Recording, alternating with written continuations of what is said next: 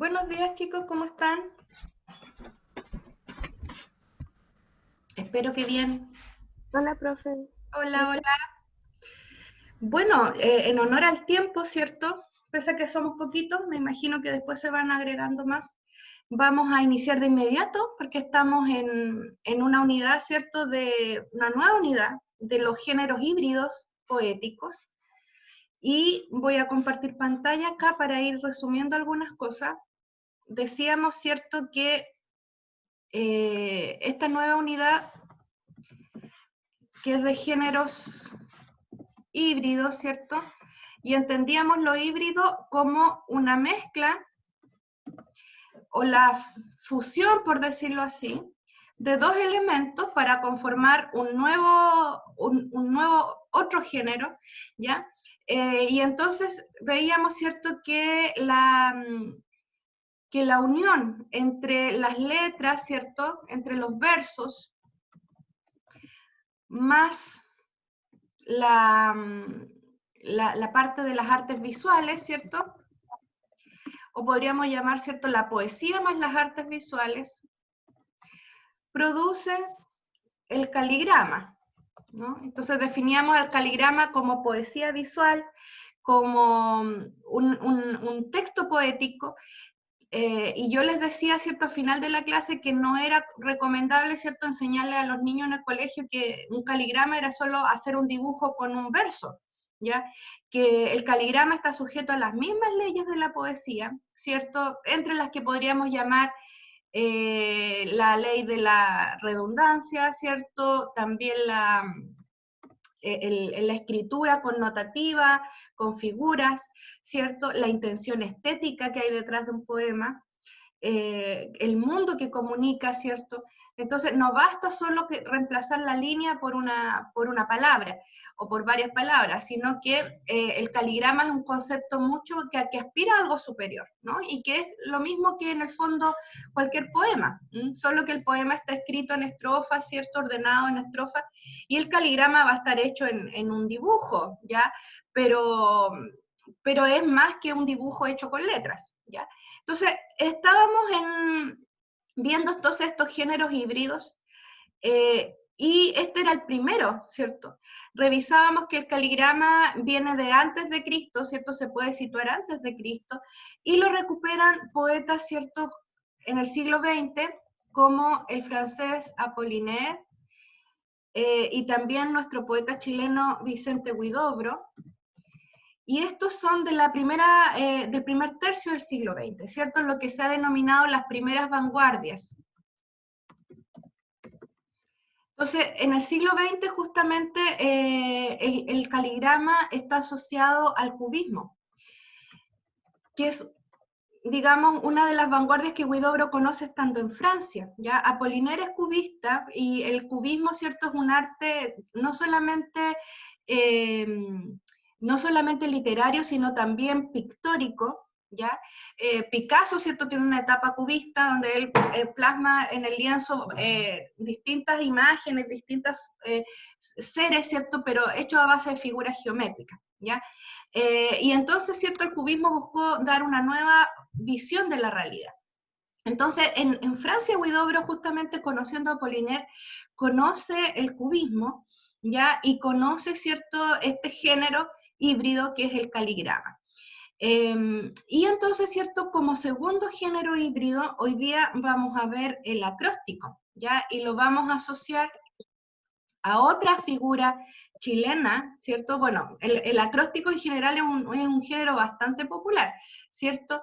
Eh, tenemos que si bien es cierto, eh, el acróstico se forma también con poesía, ¿cierto? Como decíamos arriba, con versos, con letras, ¿ya?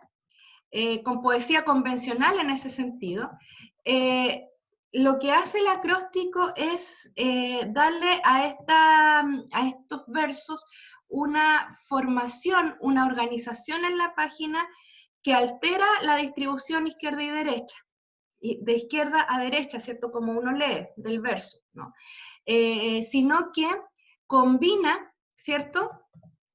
Combinación Combinación de la distribución vertical, vertical y horizontal, ¿cierto? En la página. En general el acróstico es bien conocido, ¿ya? Muchas personas, por ejemplo, tienden a hacer acrósticos con su nombre, ¿ya? O se hace muchas veces cuando un bebé nace, ¿cierto? Hacen un acróstico con su nombre. Van colocando con cada una de las letras de la guagua, ¿cierto?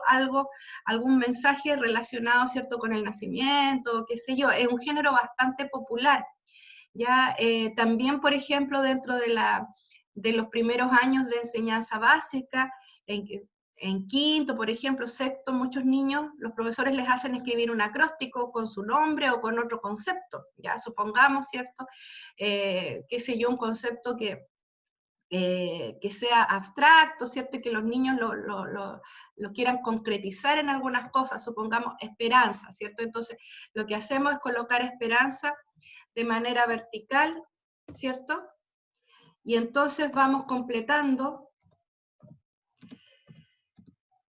hacia el lado algunos versos, ¿cierto?, que podrían hablar de la esperanza, ¿no?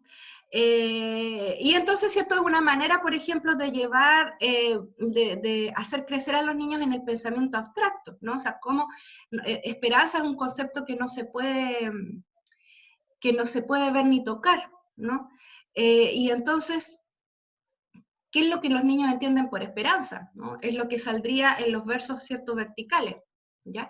Entonces, en general el acróstico es bastante conocido. Tiende, ¿cierto?, a colocarse, ¿cierto?, el verso desde la primera, o sea, empezar el verso desde la primera línea, ¿cierto? Por ejemplo, el árbol, no lo sé, por decir algo, ¿ya? Tiene que notarse esto visualmente, y entonces, por eso voy a bajar aquí a la minúscula, para que se note el concepto, ¿no? Para que se note el concepto en las mayúsculas. Y entonces, acá vamos corriéndolo, ¿cierto? Y el acróstico va quedando, o sea, se nota, la idea, ¿cierto?, es que se note lo vertical y se note lo horizontal, ¿cierto? Ese es el texto, el acróstico, ¿cierto? Es un género híbrido, muy propio de la poesía infantil también, y muy adecuado también para jugar con los chicos en la enseñanza básica especialmente, ¿ya?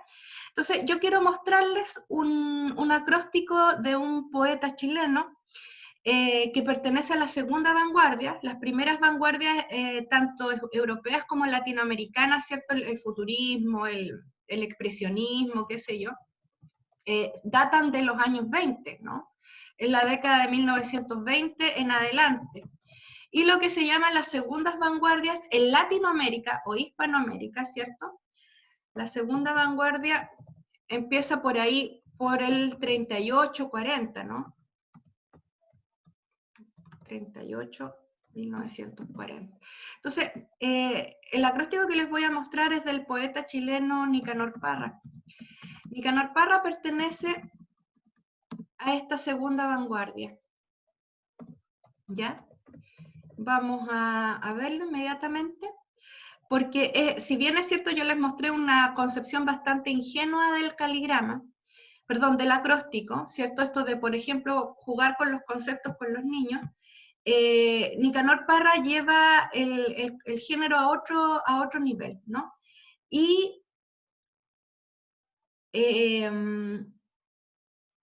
acá lo veo, ¿cierto? Acá está este acróstico. Entonces quiero que lo miremos un poquitito, lo leamos y lo comentemos. Ya está un poco, perdón, está un poco corrido a la derecha. Voy a tratar de intervenirlo mejor porque los cuadros tapan. Ahí sí yo creo que se ve. Mover aquí. Ahí sí. Ahí lo vamos a ver todos. Bien, y entonces, ¿cuál es el concepto vertical? Fíjense.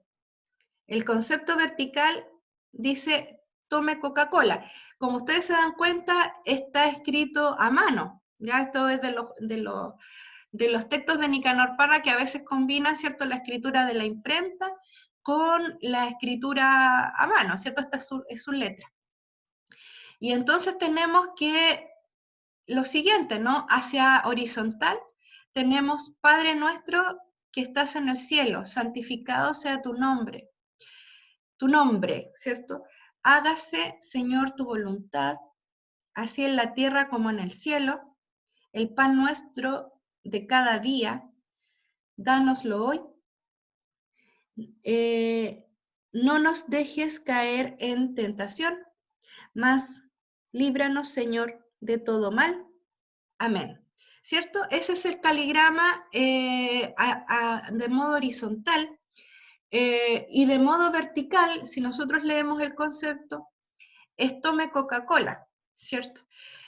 En primer lugar, fíjense que ninguno de estos textos pertenece al poeta en forma original, ¿cierto? Eh, Tome Coca-Cola es un eslogan publicitario de la empresa esta de bebidas, ¿cierto?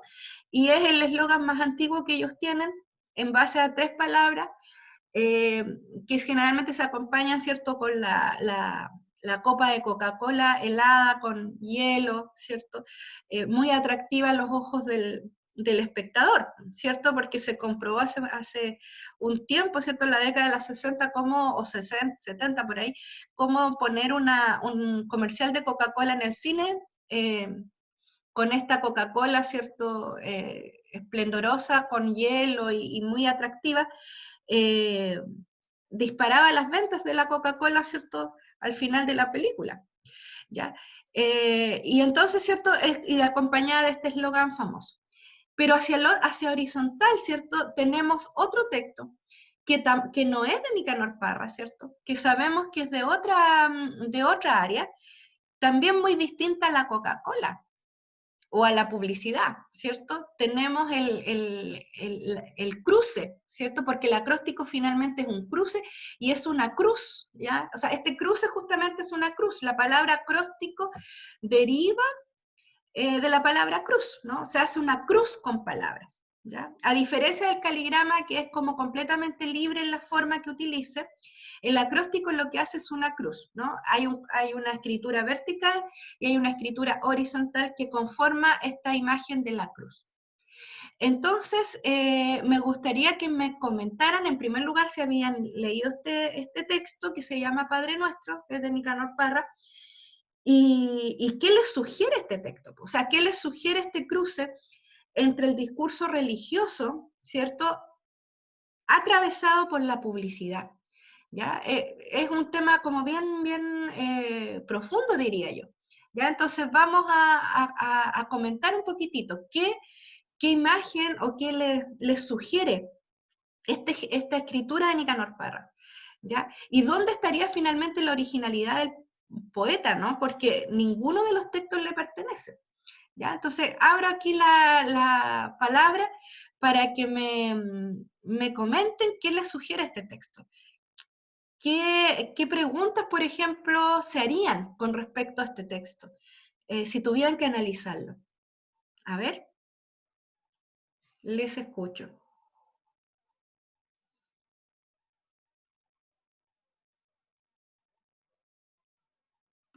Bueno, yo al menos nunca lo había leído. Ya, ok. Y al principio igual me dio risa porque uno puede decir, está en Nicanor. Claro, claro. ¿Sí? Pero claro, ahora que usted lo menciona, igual tiene algo que ver la publicidad con algo tan significativo que es la religión, o sea, esto en específico. Pero podría ser de que está diciendo de que eh, es un tema manoseado, por decirlo así, como que, no sé, no sabría cómo decirlo, pero por ahí va.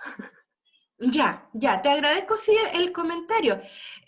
O sea, hay un posible, no es que la cosa esté disparatada, recordemos que un poema es un objeto estético, ¿cierto? Un objeto de intención estética.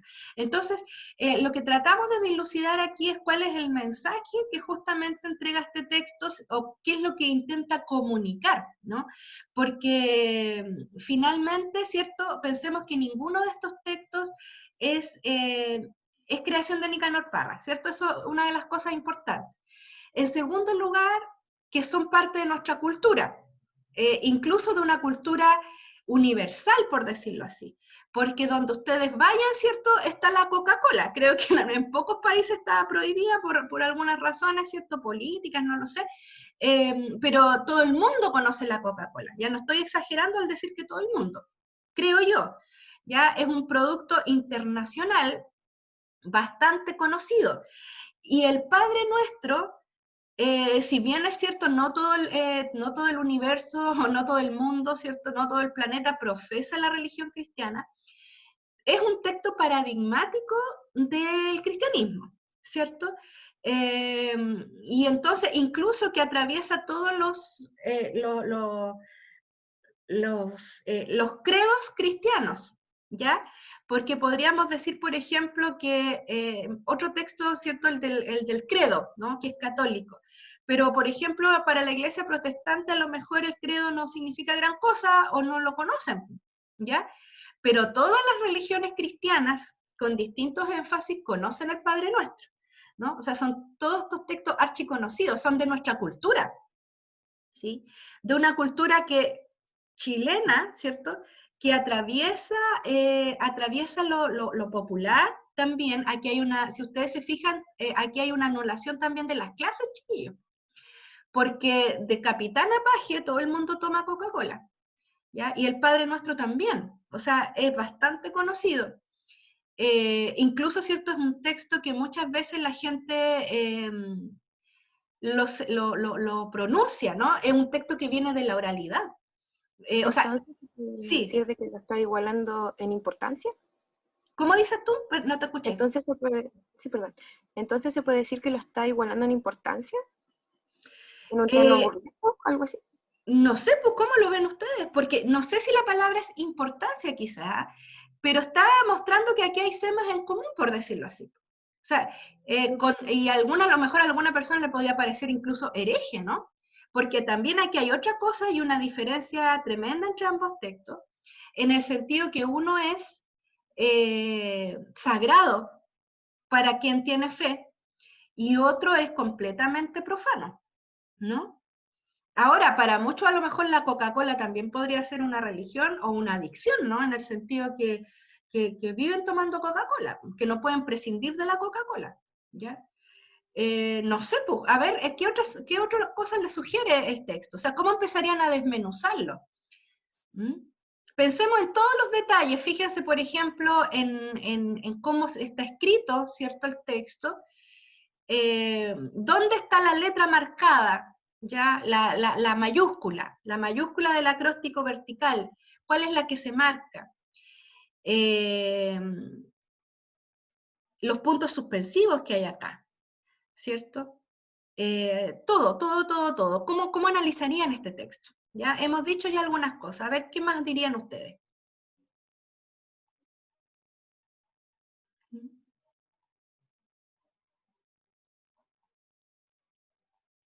Quizás las letras simulen un continente y Padre Nuestro y Tome Coca-Cola es como la presencia de ambas cosas que aunque distintas, son, no sé, por ejemplo, los cristianos generalmente todos los días rezan o la mayoría del tiempo están rezando.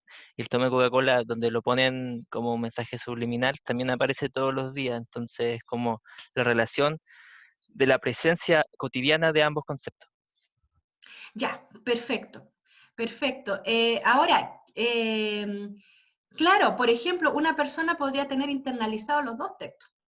O sea, por ejemplo, hay muchos cristianos que les gusta la Coca-Cola, me imagino, ¿cierto? Y podría obedecer, por decirlo así, a ambas religiones, ya, entre comillas, ¿no? A la religión del consumo de Coca-Cola y a la religión cristiana, ¿ya? Pero y claro, eso se cruza en la vida de uno a cada rato, de una persona, digamos, a cada rato.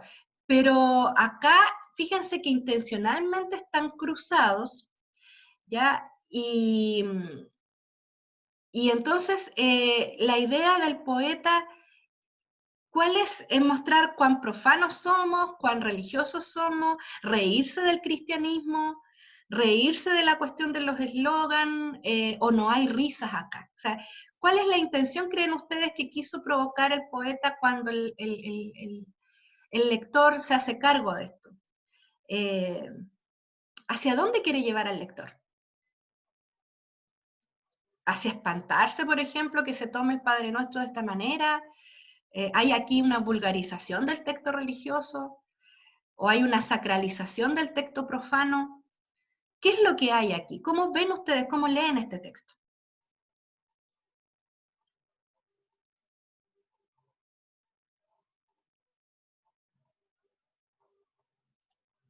Quizá una caricatura del Padre Nuestro, ya que lo venden como un producto, un eslogan en este caso, como toma Coca-Cola.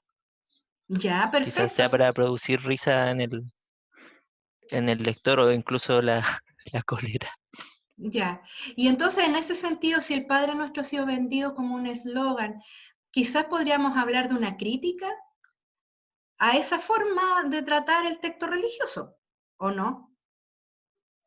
Una crítica de soslayo, digamos, a la utilización de ciertas consignas, ¿cierto? Como publicidad. ¿Mm? Pensemos que el Padre Nuestro se vende a veces, ¿cierto? En tarjetitas, ¿sí? ¿Habrá una crítica a eso? ¿Ustedes creen que hay una intención crítica también? Quizás reírse, ¿cierto? Quizás, claro, hablar de que el texto cristiano resulta muchas veces un eslogan. Eh, ¿Habrá una intención quizás de criticar algo? ¿Mm? Sí. ¿Sí? ¿Lo ves tú como una crítica hacia quién? Ujú. Hacia el cristianismo, hacia, como había dicho la compañera, que tan manoseado que está el Padre Nuestro. Quizás está muy utilizado y poco usado realmente. Un producto, un producto de la religión. Ya, correcto. Y ahora, fíjense en esto, fíjense que el acróstico por definición, ¿cierto? Es una cruz, ¿ya? O sea, tenemos un concepto vertical y tenemos horizontalmente también versos. Pero resulta que decirlo en este contexto, o sea, colocar esto en un acróstico, le adquiere otro, también le da recarga el signo de otro significado más, el hecho, ¿cierto?, de que Cristo murió en una cruz, ¿cierto? ¿Quién enseñó esta oración, ¿cierto? En los evangelios fue Jesucristo. Jesucristo fue crucificado, ¿no? No murió de cualquier manera, fue crucificado. Y entonces, ¿qué pasa con ese símbolo, ¿no? Que es tan sagrado para los cristianos, la imagen de la cruz, que muchos llevan, ¿cierto?, en cadenitas, ¿cierto? Cuando la gente entra a la iglesia católica se santigua frente a la cruz, ¿cierto? Es un símbolo sagrado. Y aquí, ¿cierto? Se está utilizando, ¿cierto? Se está hablando de la cruz cristiana también, ¿cierto? A propósito de un género que justamente tiene esa forma, ¿no? La forma de una cruz. Entonces, ¿qué les parece a ustedes esa connotación, digamos? ¿La ven funcionando acá de la cruz de Cristo? ¿Y cuál finalmente sería la cruz del lector, ¿no? Porque recordemos que todo esto, hablábamos ayer de intertextualidad. O sea, evidentemente este texto es intertextual con dos sistemas de código, ¿no? Por una parte el código religioso, los evangelios, y por otra parte el código publicitario, ¿ya? Y ustedes han dicho muy bien, ¿cierto? Esto del que el cruz estaría en que el Padre Nuestro, ¿cierto? Podría utilizarse, ¿cierto? Como un eslogan. Correcto. Y entonces, ¿cierto? Tenemos a Nicanor Parra, ¿cierto? Utilizando la señal de la cruz, este signo sagrado dentro del texto, ¿no? Y entonces, ¿por qué creen ustedes o sea, qué finalmente es lo que se está poniendo de relieve, digamos, de la intertextualidad tanto cristiana como propagandística publicitaria. O sea, ¿dónde está el texto intertextual también con otras escenas, ¿cierto?, de la historia de Cristo y con la historia del cristianismo? ¿Cuál es la cruz del lector? O sea, recordemos que el mismo cristianismo habla muchas veces de la cruz. Hay una parte en el Evangelio que dice que el que quiere seguir a Cristo tiene que tomar su cruz y seguirlo, ¿no? Y entonces el poeta, fíjense, les está entregando una cruz al lector, ¿no? Entonces yo les pregunto, ¿cuál es la cruz del lector? ¿Cuál es la cruz que nos está entregando Nicanor Parra? ¿Cierto? En el Evangelio entendemos que Cristo dijo, tome su cruz como una manera de llevar una responsabilidad, no sé, incluso algunos interpretan, ¿cierto?, unos teólogos como una carga. Entonces, ¿qué carga? ¿Qué responsabilidad o qué es lo que entrega Nicanor Parra al lector? ¿Cuál es la cruz del lector al leer esta cruz? Creo que por el simple hecho de conocer la palabra Coca-Cola puede que esté mencionando el consumismo que existe hoy en día, tal vez. Que estamos esclavizados y crucificados en el consumismo. Sí, eso. Ya, perfecto, ¿cierto? Estamos como clavados a ese madero, ¿sí? Fíjense, y entonces hemos hecho de la Coca-Cola y de otros productos de consumo una religión, ¿no? Porque fíjense en la forma fíjense que Cristo fue crucificado en el madero vertical justamente, ¿no? Donde está el signo tome Coca-Cola, y sus brazos, ¿cierto?, estaban sostenidos en el madero horizontal, ¿no?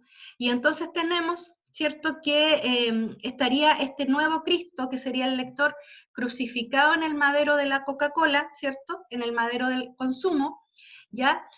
Mientras, ¿cierto?, que sus brazos están reverenciando justamente, ¿cierto?, o abriéndose a esta nueva religión, ¿no? O sea, diciendo en el fondo, esta otra religión del Padre Nuestro está como de trasfondo, pero en realidad estamos crucificados no a Cristo, sino a la Coca-Cola, al consumo, a la publicidad, ¿cierto? A ver un producto, ¿cierto? A escuchar un eslogan y querer adquirirlo, ¿cierto? Querer experimentar aquello, ¿cierto? De que veo ahí la propaganda de la Coca-Cola y necesito urgente tomarme una Coca-Cola, ¿ya?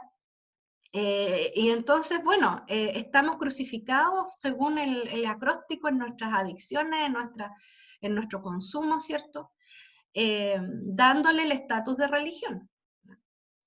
Entonces, fíjense que el texto podría interpretarse como muy hereje, digamos, pero el mensaje es tremendamente profundo. Podría interpretarse como simplemente una forma de producirle risa al lector, ¿cierto? Una forma quizás de reírse del cristianismo, pero para mí el significado es un poco más profundo, ¿no? El significado tiene que ver con esta nueva cruz moderna, ¿ya? Recordemos que justamente Nicanor Parra escribe de los vicios del mundo moderno, por ahí hay un poema, ¿cierto? La modernidad es uno de los temas de Parra, ¿no? Y entonces esta es la cruz de la modernidad, pues.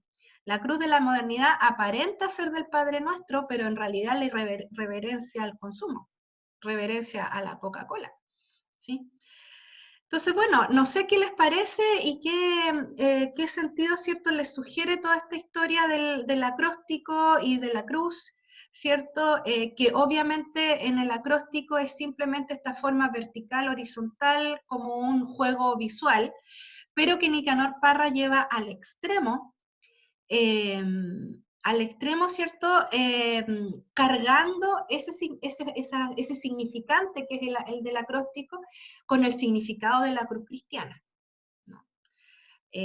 Ahora, y esta es mi interpretación, ¿eh? Porque yo justamente lo que hice fue hacer una relación intertextual con aquello de que del Evangelio, que si alguno está, ¿cierto?, interesado en seguirme a mí, dice Cristo, tome su cruz y sígame, ¿cierto?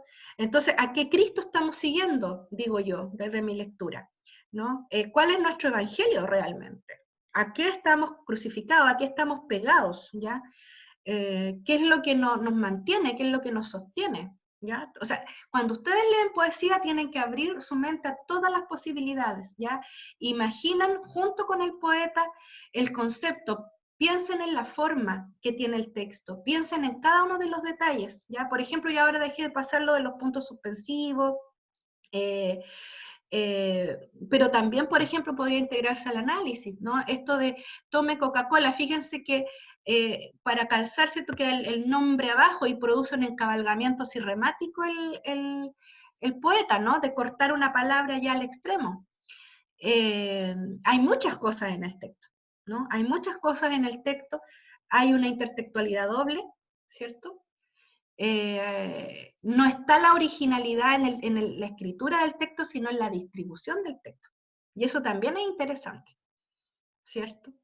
Entonces, bueno, cuéntenme un poquitito qué les parece, cuál es su opinión sobre el tema de este acróstico y si se entiende el género, si quieren decir algo al respecto, ¿no? Tampoco participativos ustedes. ¿Mm? ¿No? ¿Nadie se entiende bien? ¿Se entiende bien lo que hemos dicho en Nicanor Parra? Profe, que ¿Sí? no quiero hablar mucho, pero No, habla nomás porque, dime. que es que lo que usted dijo del significado más profundo, igual es cierto porque en el texto de que subió a Eva, ¿Sí? se habla de que también para la comprensión de un texto, para la primera lectura, igual es necesario tener conocimiento de datos biográficos del autor y literario. Porque a mí me pasa porque Nicanor Parra no lo conozco, sé que es antipoeta porque como lo dicen en los noticiarios, ni ¿Ya? siquiera en textos literarios. Entonces, por eso también mi percepción del poema también fue quizás más simple por la risa.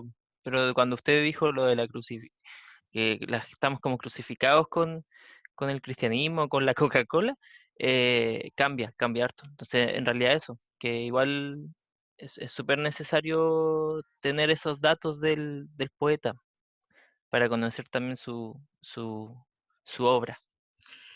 Gracias, Alonso. Sí, efectivamente, Nicanor Parra es un poeta muy singular, ¿cierto? En nuestra concepción, digamos, y en nuestra historia de la poesía. Ya vamos, en primer lugar, ¿cierto? Hay que decir que él comienza en el año por ahí 1938 en un grupo que se llamó Los Poetas de la Claridad, que estaba integrado por Óscar Castro también, el autor de Comarca del Jazmín, y Enrique Lin, ¿no? Con Enrique Lin también, bueno, y con estos poetas crearon otro tipo de texto visual poético que es el quebrantahueso, ya que vamos a ver más adelante.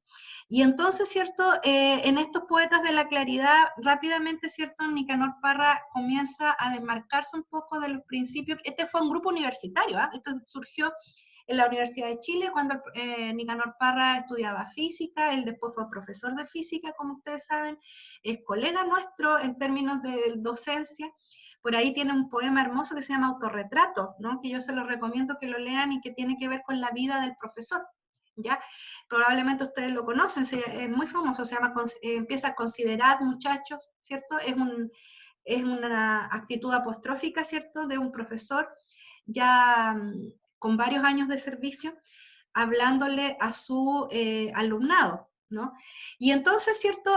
Luego de que Nicanor Parra comienza en sus primeros pasos con este grupo, que fue muy breve en la historia de la poesía chilena, los poetas de la claridad, y que se llamaban así porque ellos planteaban que la escritura poética debía apuntar hacia una mayor transparencia lingüística. Ya pensemos que ellos venían de conocer cierta poesía que era a lo mejor muy de escritura muy sofisticada, ¿cierto? Estoy pensando en Rubén Darío, que hizo prácticamente su vida literaria en Chile. Rubén Darío se traslada muy joven a Chile, ¿cierto? Acá se publica Azul, que es la obra capital del modernismo, y entonces ellos querían un estilo un poco más coloquial, ¿cierto? Un poco más claro, transparente en términos de lenguaje, ¿ya? Por eso se denominan de la claridad. Pero luego Nicanor Parra comienza a crecer en otros horizontes, ya estas otras dos figuras también crecieron por su lado, pero como grupo se distancian y Y entonces Nicanor Parra, ¿cierto?, genera un concepto que es el concepto de antipoesía, ¿no? De antipoesía y la antipoesía es una corriente que no es contraria a la poesía, ¿no? Es una corriente estética que lo que busca es generar, ¿cierto? O dar a conocer o trabajar, ¿cierto? En un nuevo concepto de poesía, o en una nueva forma de concebir la poesía, más bien, que está diseminada en muchos textos de Parra, ¿ya? De concebir la poesía. Diseminada en muchos textos de Parra, ¿cierto? Por ejemplo, hay un poema, ¿cierto?, que dice: los poetas bajaron del Olimpo, ¿ya? Y que tiene que ver, ¿cierto?, con, aquí tengo un chat, a ver, voy a dejar de compartir pantalla para leer el chat. Isidora me dice: sobre el acróstico de Parra creo que hace una crítica a la iglesia, dice ella, queriendo decir que lucra, y tal vez por eso se cruzan esos términos de la Coca-Cola, que es un símbolo de consumo, y por otro lado lo eclesiástico. Me tardé, pero igual. No, gracias Isidora, yo creo que también ese signo está ahí, y lo que tú dices demuestra que los poemas no tienen un solo significado. O sea, yo lo acabo de interpretar de otra forma o darle otro sentido al texto, pero lo que tú dices es sumamente válido. O sea, evidentemente también, y por eso yo les mencioné el concepto de crítica, ¿ya? Claro, por supuesto que aquí hay una crítica, ¿cierto?, al tema del lucro. Que a lo mejor la industria de la Coca-Cola no es tan distinta a la institución de la iglesia. ¿Sí? Por supuesto que eso está ahí en el poema, de todas maneras. O sea, y podríamos decir incluso una competencia, ¿quién gana más plata, digamos? Si la iglesia o la Coca-Cola. Ustedes saben que los tesoros del Vaticano se cuentan por, no sé, millones de dólares, me imagino, ¿cierto? Mucho dinero hay en juego ahí. Entonces, sí, gracias por tu comentario, Isidora. Bueno, continuando con esto de la poesía, ¿cierto? Son nuevas formas de concebir la poesía. Ya, una nueva forma, ¿cierto?, y que está diseminado en muchos poemas. Por ejemplo, hay un poema que dice: los poetas bajaron del Olimpo, ¿ya? Y entonces, ¿por qué? Porque en la primera vanguardia hay un poeta como Huidobro, que tiene un texto muy claro, ¿cierto?, que dice: el poeta es un pequeño dios, ¿ya? Y entonces Nicanor Parra, por ejemplo, en la antipoesía dice que el poeta no es un dios, los poetas bajaron del Olimpo, dice.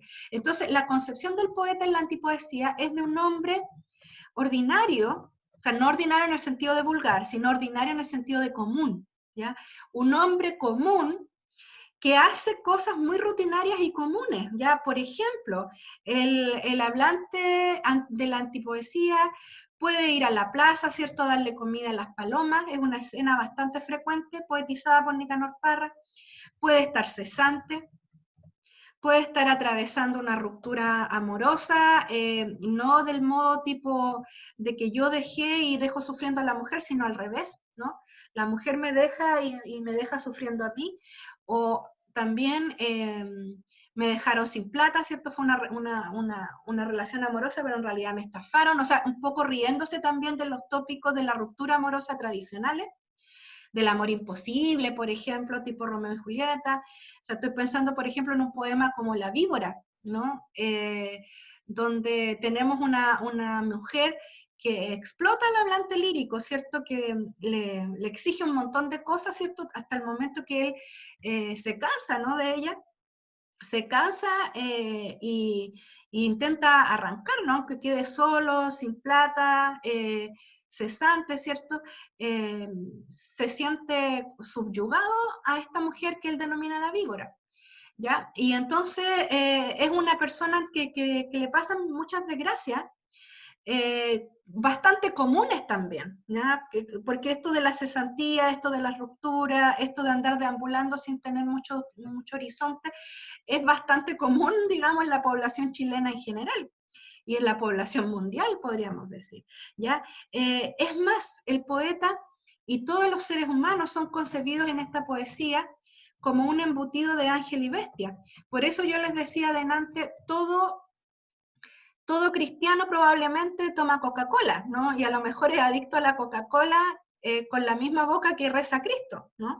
Entonces, diciendo con eso lo que Nicanor Parra confirma en muchos poemas, ¿no? De que el ser humano puede hacer las cosas más vulgares como también las más sagradas, o cometer los crímenes más atroces y también las acciones más nobles, ¿ya?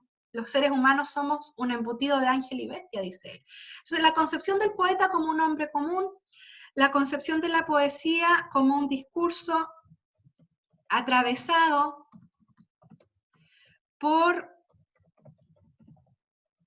la cultura popular, ¿ya? Yo les recomiendo que lean, por ejemplo, Los vicios del mundo moderno de Nicanor Parra, ¿cierto? Que es una larga enumeración de todo lo que dice el título, o sea, los vicios del mundo moderno, y dónde está todo justamente la cultura popular de los años 60, 70, ¿no? O 50, que fueron los años que empezó a escribir Nicanor Parra. Entonces, puede estar la publicidad, puede estar, no lo sé, la religión, ¿cierto? Que es lo que hemos visto ahora.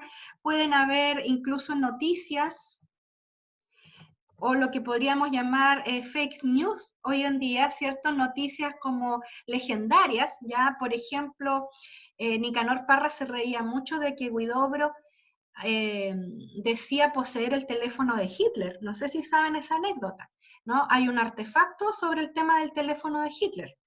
Que ya yo luego ya la próxima semana se los voy a mostrar, ¿no? Entonces lo vemos atravesado este discurso por la cultura popular y por lo tanto la poesía es un discurso, tal como el poeta, un discurso desacralizado, ¿ya? Y por eso quería tener arriba aquí a Huidobro, ¿no? Porque que Huidobro es como 20 años antes, ¿cierto? Pero en Huidobro nosotros tenemos la concepción contraria. Entonces, en el fondo, esta estética es planteada por Nicanor como una respuesta justamente a poetas como, especialmente, como Neruda y como Huidobro, que conciben al poeta como un ser superior, ¿ya? Incluso, ¿cierto? Un ser que puede ser mago, ¿ya? Que es un pequeño dios o un dios derechamente, que es la concepción del romanticismo, ¿ah? Del escritor como dios que puede crear, eh, al igual que Dios crea, ¿cierto? Entonces, por lo mismo, la antipoesía lo que hace es recrear. Ustedes ven que Tome Coca-Cola y el Padre Nuestro no tienen nada original, la originalidad está en cruzar estas cosas, ¿no? Y entonces la antipoesía resulta ser una respuesta a la corriente contraria, ¿no? Donde el poeta, anterior, perdón, donde el poeta es un ser superior y la poesía es un discurso superior. Un discurso original, atravesado, ¿cierto?, por la creatividad, y también, ¿cierto?, por el hecho de estar creado por un ser superior, por lo tanto, estar, digamos, entregando un mensaje sublime, por decirlo así, ¿no? Un mensaje para el cual no todos los oídos están preparados, ¿ya? Y entonces, por lo mismo, ¿cierto?, el lector que concibe el antipoeta es tan ordinario y común como el propio poeta, ¿ya? Es cualquier sujeto que anda en la micro, ¿ya? Sujeto o sujeta, ¿no? Que conoce la cultura popular, que se mueve en los mismos códigos, ¿ya? Y entonces, por lo mismo, nosotros tenemos textos que en la antipoesía, ¿cierto? Que si bien es cierto, todavía no se despegan de cierta concepción tradicional, de ciertos motivos, ¿ya? Por ejemplo, si leemos nosotros este texto que es de 1954, ¿no? Que marca el inicio de la antipoesía, poemas y antipoemas, ¿ya? Les recomiendo este texto. Nosotros vamos a ver que justamente el libro se divide por la mitad en poemas de origen tradicional, ¿no? Tenemos poemas donde, no sé si recuerdan ese texto que también se lee mucho en la enseñanza básica y media, del niño con el árbol, ¿cierto? Donde el hablante llama la atención a un niño chico que anda tirándole piedras a los árboles, ¿cierto? No sé si conocen ese poema, pero dice algo así: ¿por qué me entregas esa piedra, ¿cierto? O ¿por qué te entregas a la piedra, niño de ojos almendrados? Algo así, ¿cierto? Y empieza a describir a este niño que a lo mejor es como bien malilla, ¿cierto? Y anda golpeando, anda tirando piedras, ¿cierto? Y no encuentra nada mejor que lanzarle piedras al árbol. Que podríamos decir es un tema bastante emotivo, ¿no? Es un tema bastante emotivo y un tema que se sale de esto que hemos dicho anteriormente. Y entonces todavía en el poeta vemos acá luchando, ¿cierto?, estos temas tradicionales con esta nueva forma de hacer poesía. Entonces, está ese poema del niño y el árbol, está en este libro también de la María, ¿cierto? Juro que no recuerdo su nombre, mas moriré llamándola María, ¿cierto? Esta joven de provincia de la cual el hablante se enamoró en algún minuto, pero así como todas las cosas de la vida, dice el poema, se olvidan, él también finalmente terminó olvidándola, ¿no? Este recuerdo de un amor de provincia. Pensemos, ¿cierto?, que este hablante aquí reconoce, ¿cierto?, esto de ser provinciano y haberse trasladado a Santiago, ¿cierto? Pero luego, ¿cierto?, la parte de antipoemas, la cosa comienza a cambiar, ¿no? Y nos encontramos con un lenguaje mucho más de la cultura popular, un lenguaje coloquial, un discurso desacralizado, voy a agregar aquí coloquial, ¿cierto? Un sujeto común, el lector, que conoce los códigos de la cultura, ¿ya? De la cultura popular o la cultura pop, ¿cierto? Y entonces aparecen grandes referencias pop justamente en los textos de Nicanor Parra, incluso personajes propios de la cultura chilensis de la época.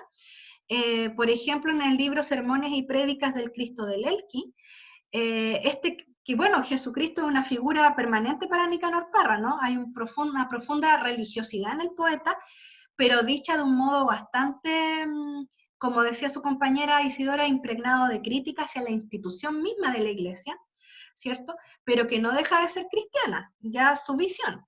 Y entonces en estos sermones y prédicas del Cristo del Elqui, les comento que el Cristo del Elqui fue un sujeto que existió efectivamente y que se creía Jesucristo, y que andaba predicando en La Serena, ¿ya? Se iba, ¿cierto?, hacia lugares apartados ahí en el desierto, y andaba tratando de convertir a las personas, ¿ya? O sea, fue como una especie de nuevo Mesías de la provincia, ¿cierto?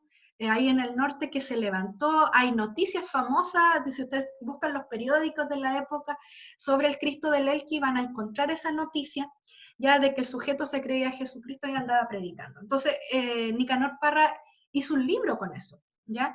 Y los textos que están en ese libro son textos que recuperan muchas frases de las prédicas de este sujeto, ¿ya? Que se creía Jesús, o mejor dicho, una encarnación de Jesús, ¿ya? Y entonces se proclamaba como el nuevo Mesías y Nicanor Parra rescató este discurso, ¿cierto?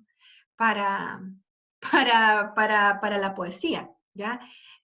Planteando, ¿cierto?, que por qué no, o sea, por qué no podríamos tener un nuevo Jesucristo, así, pero obviamente como entre parodia, entre risa y broma, que genera un profundo tema también, o sea, el tema del conflicto mesiánico en algunas personas, ¿por qué se creen, o sea, qué lleva a una persona a creerse Mesías?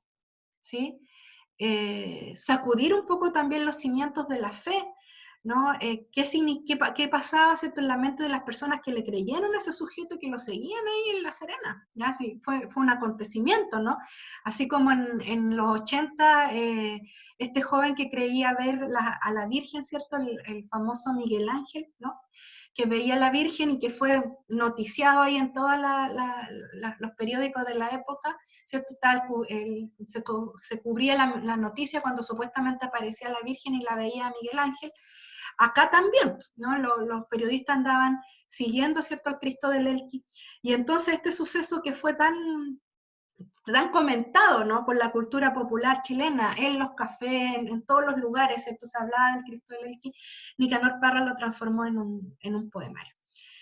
Bueno, espero que les haya quedado algo claro, ¿cierto? Ustedes van a retomar el tema de los poemas de los poetas chilenos en unos cursos más, entonces mi visión es darles como una pincelada, ¿no? Ayer hablábamos algo de todos los Nerudas que existen. Hoy en día he dicho algo poquito de Huidobro y algo poquito un poco más de Nicanor Parra. Y entonces espero que vayan aprendiendo un poco más cada día, ¿cierto? Espero que haya quedado claro la idea del acróstico. No sé si hay comentarios finales o preguntas.